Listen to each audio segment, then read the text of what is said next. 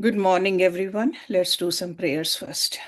Om Guru Brahma, Guru Vishnu, Guru Devo Maheshwara, Guru Sakshat Parbrahma, Tasmai Shri Guruve Namaha.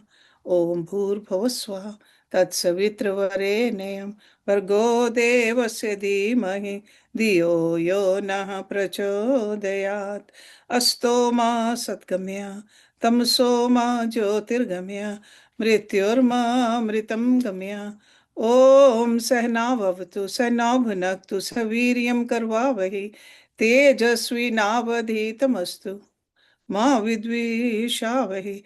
Om Shanti Shanti Shanti. Om. The Yog Darshan, second chapter, Sadhna Pad. And in verse number 19 of the second chapter, we learnt about four terms: Vishesh, Avishesh, Ling Matra, and Aling. And I was telling you that Vishesh is something which we can identify. So 5 basic elements which are called Panch Mahabhut, 5 action organs, 5 sense organs, and our mind. So these are all part of a Vishesh.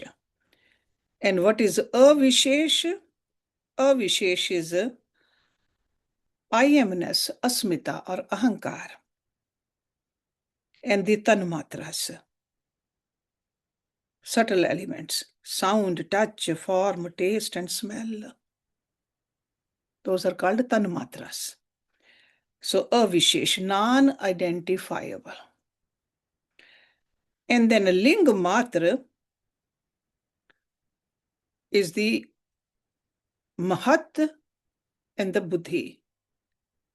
Field of intelligence is called Ling Matra, only referable. And beyond all the references called Aling Matra, that is the Prakriti in its primordial nature. So it's good to know this terminology in order to understand the next few verses. Let's look at verse number 20. Drashtaha drishi matraha shuddho api pratyaha anupashyaha. Drashta is the seer. Drishi, the power of seeing. Matra, only. Shuddhau, pure, unalloyed. Api means even though. Pratya is perception or recognition or understanding. That is pratya. Anupashyaha. Anu means that which follows. Anu. Pashya, that which can be seen. So the object of perception, which is perceived by the buddhi. So anupashya together means one whose perception or understanding is dependent on the perception or understanding of buddhi. Or another way you can say that one who sees exactly what buddhi sees. There's no distortion. So it's a clear perception. So the power of seeing itself is the seer. It is pure, yet its perception follows what has been perceived by buddhi.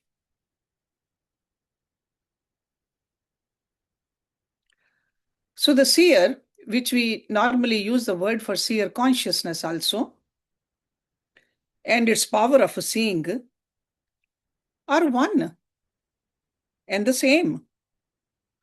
So in other words, the knower and the power of knowing are identical. Consciousness has the ability to know itself. And it also has the ability to know everything that is to be known. And self-realization, self-enlightenment is its intrinsic nature. Essentially, consciousness is pure, unalloyed, not subject to any kind of distortion. Yet, due to its discriminate identification with the objective world, and the world which is made up of avishesh and vishesh. So the ability of consciousness to see and know becomes compromised. And the result of that is its perceptions are distorted. It's like a clear glass we can see through, but if there are any color on it or any kind of a dirt on it or any kind of a problem with that glass, if it's concave or convex, we won't be able to see exactly what we are supposed to see. Our strong identification with the mind makes us feel as though it is the mind.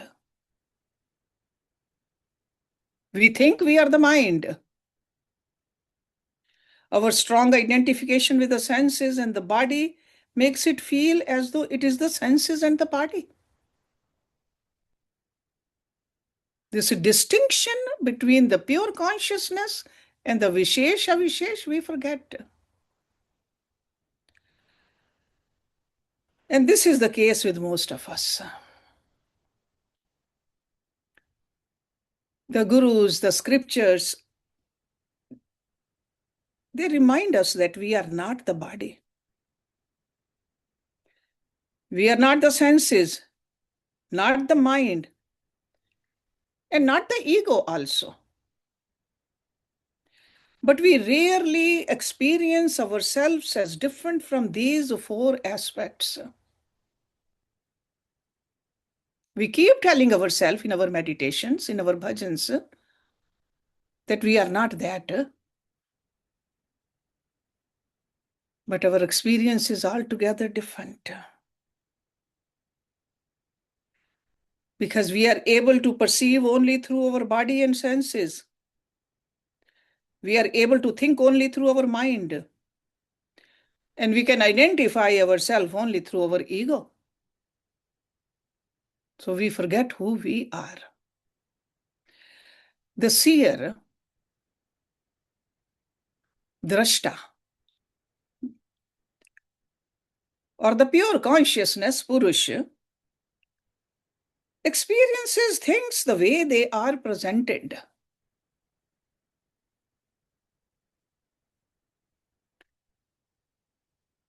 But its experience of itself is colored by the experiences of the body, mind, and senses with which it has identified. In other words, despite its essential purity,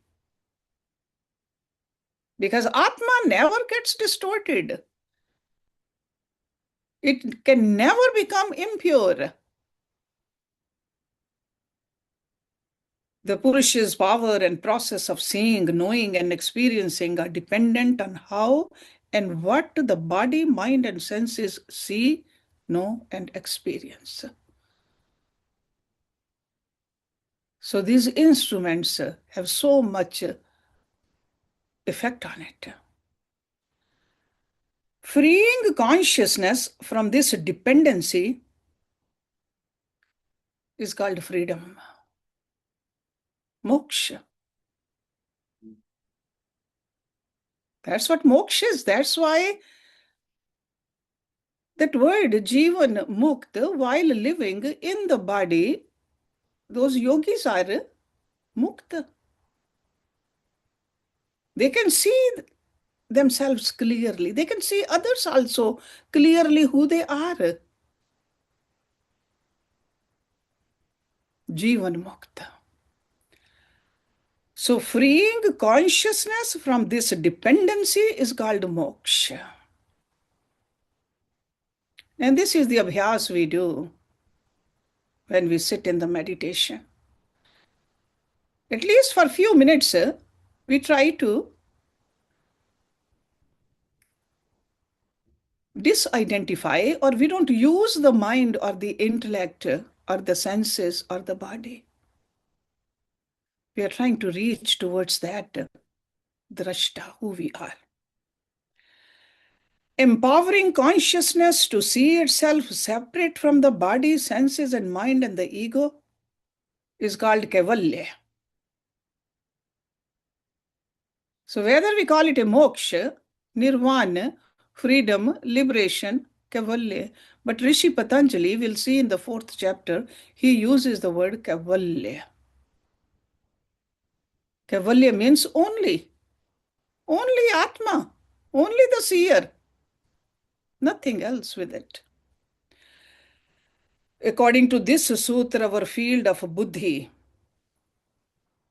and again, buddhi is what? Ling matra, contains all the tools and means to enable consciousness to see itself directly, disidentify with the objective world, and restore its purity. Buddhi. That's why what do we do? When we go to our Guru, we put our head down. That means we are surrendering our buddhi. We are begging almost, we are praying to God and the Guru, make this buddhi of mine sattva so that I can experience who I am. Consciousness caught in the cycle of samsara sees only what buddhi sees. And for all intents and purposes, its understanding, feelings, and experiences are in exact proportion to the understanding, feelings, and experiences of the buddhi. No less, no more. That's important. That's how important this upadhi as a buddhi is. Knowing ourself means knowing our buddhi actually. Discovering ourself means discovering our buddhi. It is important to remember that buddhi means the field of prakriti illuminated by the light of consciousness. And the field of consciousness that has been accepted and embraced by prakriti. We'll see in the next sutra, where Rishi Patanjali making it very clear for us. This buddhi is a jiva, the individualized soul, which is subject to transmigration. And this needs the freedom from transmigration. So this linga matra, this jiv, the individual soul, is neither similar to nor totally dissimilar from Purush actually. And by the same token, the consciousness that has made buddhi its abode is neither similar to nor totally dissimilar from buddhi. So enlightenment simply refers to the enlightenment of buddhi, not the atma. Atma is always enlightened. This buddhi is the one which we need to enlighten, or this jeev we need to enlighten. So, in this state of enlightenment, we are able to see ourselves and the rest of the world clearly as it is. There's no more distortions. We are able to distinguish light from darkness. We can see what the lasting joy is, that bliss, versus the short-lived pleasures which we often run after. And ultimately, the immortal self from the fleeting objects and experiences, the clarity is there. And this is the clarity, as a abhyasi, we are looking for. Otherwise, we keep on going into that cycle of birth and death again and again and again and again. There's no end to it. Now, in the next verse, 21, he says, Tat arth eva drishyasya atma. Tat means that, and over here, that means the seer, the consciousness, because this is what we are trying to understand. Or more precisely, consciousness fallen in the cycle of sansar, individualized self, jeev. So tat is referring to that. Earth means perception. I mean, earth over here means the purpose, earth. And ev means only. Drishyasya. Drishyasya is all worldly objects and the experiences pertaining to them. That is drishyasya. Or you can understand as objective world, drishyasya. Atma is the self, the core, the essence. So the essence of the objective world lies in fulfilling the purpose of that. And again, remember that means the buddhi, the jeev. So the essence of the objective world. So this objective world is for us to know who we are. That is the essence. But sadly enough, we just drown in it. It's almost like somebody wants to swim in the water, go towards the other shore. The essence of that swimming in the water is to reach the other shore. But a person drowns in it. And this is what happens. Because we forget what the real purpose of life is.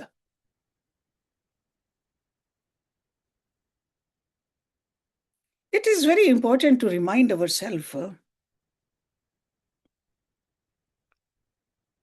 there are two categories of Purush. Because he uses the Purush word again and again. We learned this earlier. Let me just revise it again, because it's important. Two categories of Purush, special and ordinary. Special Purush refers to the one who has never been touched by 5 afflictions, karam, or even the fruits of the karam phal. This special Purush is beyond time, space, and the laws of cause and effect. In this special Purush lies the unsurpassed seed of omniscience. Its power of seeing is not smeared by ignorance. Its ability to see and know itself, ability to see and know both the unmanifest and the manifest.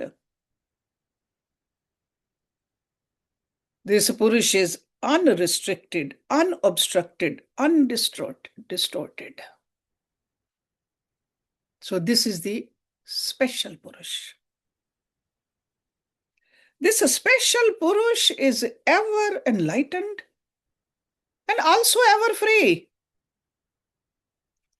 Rishi Patanjali called earlier the special Purush Ishwar, the guru of all the previous gurus, the very source of knowledge. And the objective world serves no purpose for Ishwar.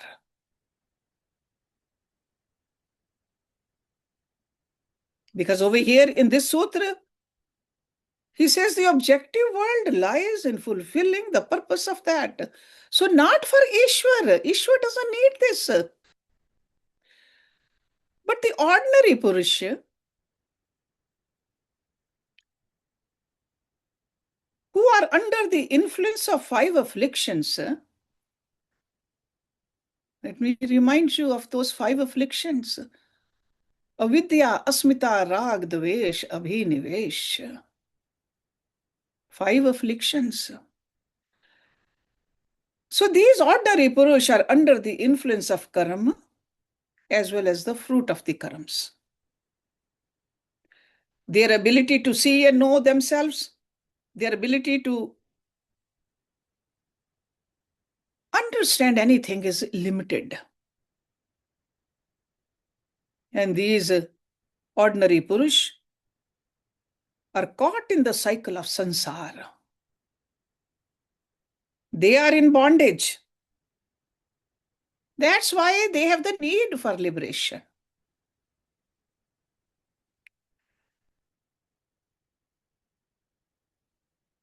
They go through the life's pains.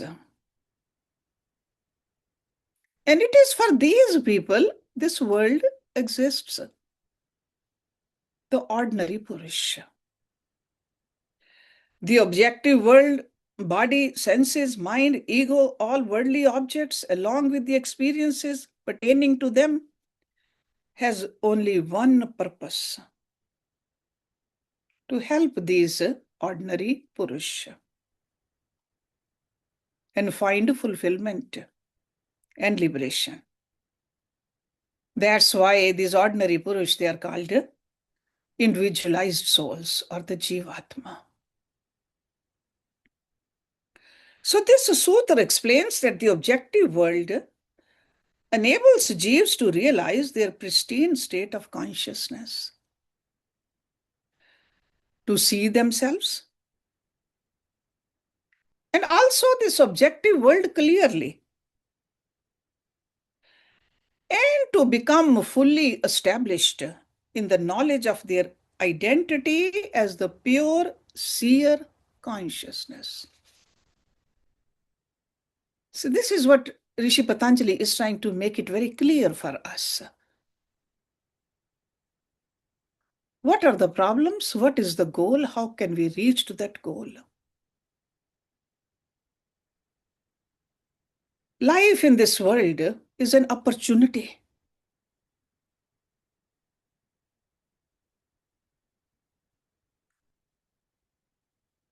We are in a field where we perform our actions. This world has everything we need to achieve the twofold goal. You remember? We learned this also, twofold goal. Bhog and apvarga. So opportunity to enjoy over here, that is called a fulfillment. There are certain desires which were unfulfilled. We are supposed to just finish those. But then the second part, we should not forget. Apvarga, liberation.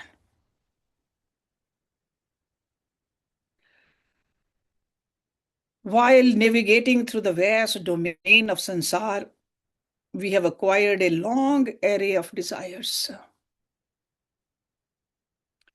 And these desires bring us back to this sansar again and again and again.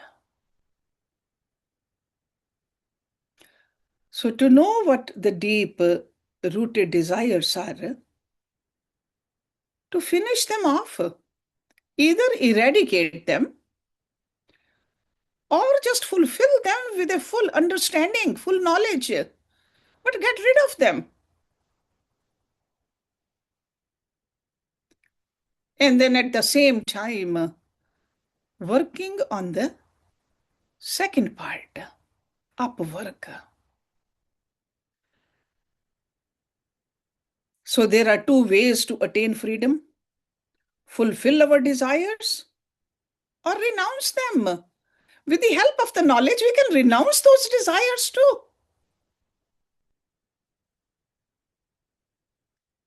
Somebody had a desire to travel. Ultimately, knowledge comes. Travel for what? Every moment is very precious. I don't want to waste those moments. And you get rid of that. Eradicate that desire.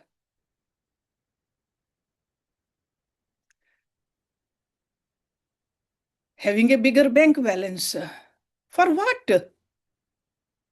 Bigger house. For what? That is the knowledge which when we put into our buddhi, we move towards that upwork. This only we can do it for ourselves. Fulfill our desires or renounce them. Normally, we prefer the first option, actually. Because we think we are here to fulfill the desires, but fulfillment really means no more desires. But if we don't have enough knowledge, what happens? We fulfill one and we add five more.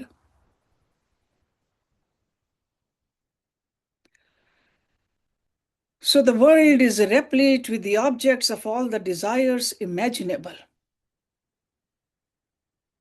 Life is fitted with all the tools for fulfilling desires: body, mind, and senses. Those who perform their actions wisely and skillfully. So that means as a karma yogi, they attain freedom by fulfilling their desires.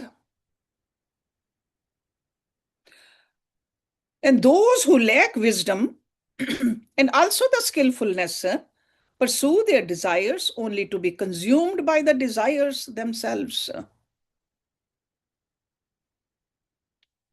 So they get further entangled in the cycle of sansar. This freedom, God has given it to us.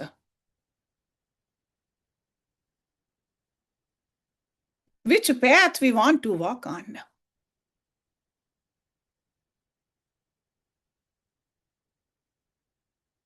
Sometimes it may sound discouraging, but it's not as discouraging as it sounds. Because God has given us the power to discern. This power of discernment is an inherent attribute of buddhi, the buddhi which we are talking about.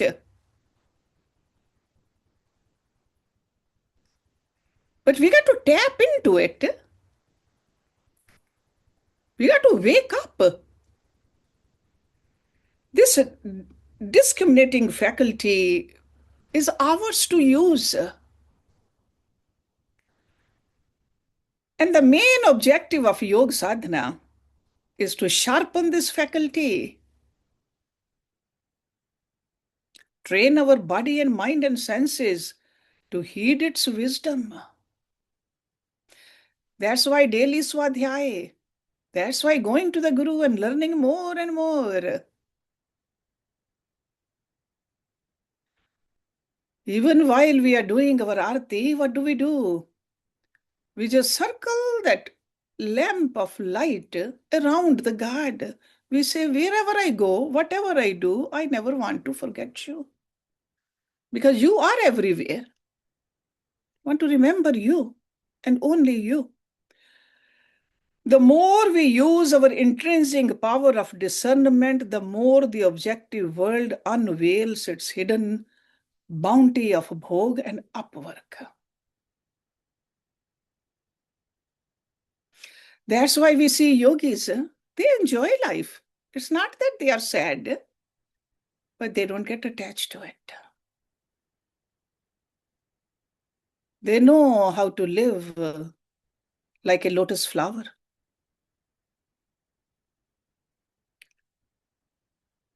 Then every action begins to contribute to the clarity and purity of our mind.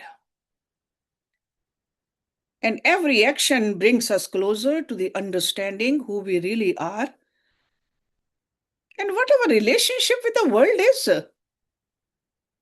Confusion goes away.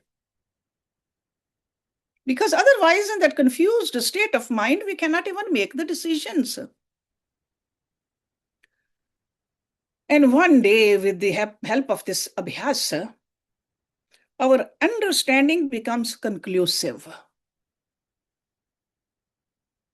And what is that? We are the seer. It's not just something we read in the scriptures, not something we just hear from our gurus. This is our conclusion now. That we are the seer, the very power of seeing. And this is when the world and the life in the world has served its purpose. This is when, in relation to the one who has reached this conclusive understanding, the world comes to an end. For only for that person. The world does exist for everybody else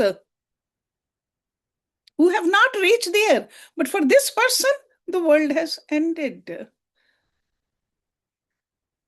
And whether or not the world comes to an end in relation to these, those people who are still caught in the cycle of samsara, is the subject of the next verse, where he says, Kritartham prati nashtam api anashtam tat anye sadharantvat. Kritartham. This is a compound word. Krit means done, accomplished, fulfilled. Arth means purpose, aim. The one whose purpose is fulfilled, Kritartham. Prati means toward. Nashtam means destroyed, finished. It's like something has been brought to a complete halt. Nashtam. Api means also, even. Anashtam. So this is the opposite of nashtam. Anashtam, not destroyed, not finished. Tat means that. Anya means other. Sadharantvat, for the reason of being common. Sadharan. In relation to the one whose purpose is fulfilled, the objective world is destroyed. So in relation to the one whose purpose is fulfilled, the objective world is destroyed. And in relation to others, it's not destroyed. For the objective world is common to all Purushas. So it is there. Objective world is there, but this yogi does not feel any effect of it. So this is like a follow-up to the previous verse. Rishi Patanjali tells us that as soon as we see our core being, our purpose for being in the world is accomplished. So clearly, he keeps on telling us what the goal of our life is, to know ourselves. All the religions say that. But Rishi Patanjali over here, he is going into the deep detail how to achieve that also. We see our core being, our purpose for being in the world at this stage. We feel fulfillment and freedom also at this point. We find fulfillment by discovering the desirable and also the undesirable qualities of the objects of our experiences. And we can just move away from them also. I'm talking about a person who has reached to that level. That person finds freedom by discovering the essential nature as an experiencer. Because this phenomenal world provided the tools and means to accomplish these twofold purpose. And this all happened because that mind was supremely purified. And over here, mind means the buddhi. Supremely purified. Because buddhi is the finest tool we have. So that's why the word sattva buddhi is used. Once this purpose is accomplished, and let me go a little bit back, when buddhi is not pure, what does buddhi do? Buddhi doubts. Sanshayatmaka buddhi. See, what does mind do? Mind does the sankalp and vikalp. Keeps on thinking this or that. Buddhi should decide. An ordinary buddhi cannot decide. But this pure buddhi, no more doubts left. Once this purpose is accomplished, the world in which we were born is withdrawn into the buddhi tattva. And buddhi tattva is absorbed in the mahat tattva. So grosser merges into the subtler and subtler into the subtlest. Once the purpose of bhog and upvarg is accomplished, the objective world is no longer seen by Purush. This is what we learned in the previous verse. And due to the destruction of its essence, the world is destroyed. But it is definitely not destroyed for others. And before the dawn of this discerning knowledge, we see the objective world through the lens of our sansar. Our sansar means our likes, our dislikes, our hopes, and our fears. We project our sansaric coloring on worldly objects and experiences. Don't we do that all day long? Me and mine. I like this, I don't like it. When this kind of a purity is born with the help of the yogic sadhana, it takes effect and we begin to see things as they really are. We begin to see the desirable and undesirable qualities of our experiences accurately. Clarity is there. There's no personal likes and dislikes associated with it. We realize that immersion in an experience is what gives us a sense of fulfillment. objects themselves are neutral. That's why the same object, one person likes it, the other cannot even stand it. Like smoking, drinking, eating meat.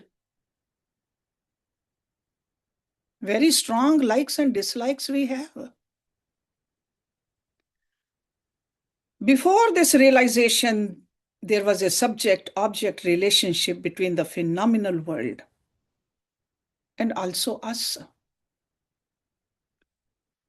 Every object appeared to have a consumable quality. In Sanskrit, it's called karam rupatam apannam. According to our unenlightened mind, this consumable quality is a savrup, something we can consume. And the essential property of worldly objects. We want to consume. Some things we want to consume from one sense, and other things we want to consume through some other sense. We have five senses. Constantly we are consuming the objects. But at the dawn of discernment, this so-called essential property of worldly objects vanishes. This frees us from sensuous craving. No attachment. It is in this sense that the world and worldly objects are said to be destroyed. No rag and no dvesh. So in reality, the phenomenal world stays, it remains there, but from this yogi's perspective, no effect on the buddhi.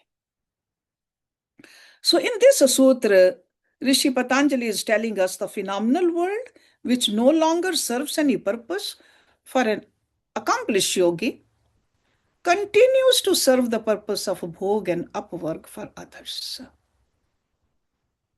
Okay, this is what he's trying to clarify for us. So this relationship between our core being and our mind, we know that this relationship has been there since they say beginningless.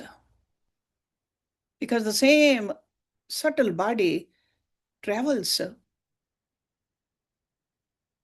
with that jiva. This union has created a unique world for each of us. But from the standpoint of the enlightened masters, we are prisoners of our unique world. But we have the power to get out of this prison. How? By using our powers, like discrimination, vivek.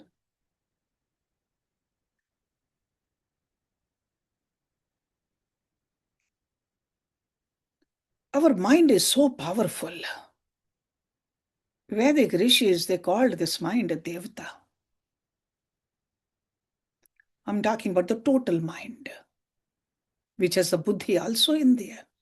It's a devata. We got to recognize that and use our own power to get out of this cycle, which seems like unending cycle, but we can end it. And how we accomplish this is the subject of the next sutra. Very beautifully, Rishi Patanjali is describing how can we do that. And we'll look at it next week, but let me just read this. I love these sutras so much. They are like, they're real gems of wisdom. Sa Swami Shaktyo Savrup Uplavdi Hetu Sanyoga. He uses the word Shakti. Shaktiyo. The union of our Shakti and the Shakti of Ishwar is the means of experiencing our essential nature. So we got to use our Shakti also, our power, which is inherently in us. We try to get the power from outside. We want others to give us the name and the fame. But the Shakti is inherently ours. And then the Shakti of Ishwar also. So Swami Shaktio Savrup Upalabdhi Hetu Sanyoga. So we'll look at this verse next week in detail. Om Purnamada Purnamidam Purnat Purnamudachyate Purnasya Purnamadaye Purnameva Vishishyate Om Shanti Shanti Shanti Om. Thank you very much for joining.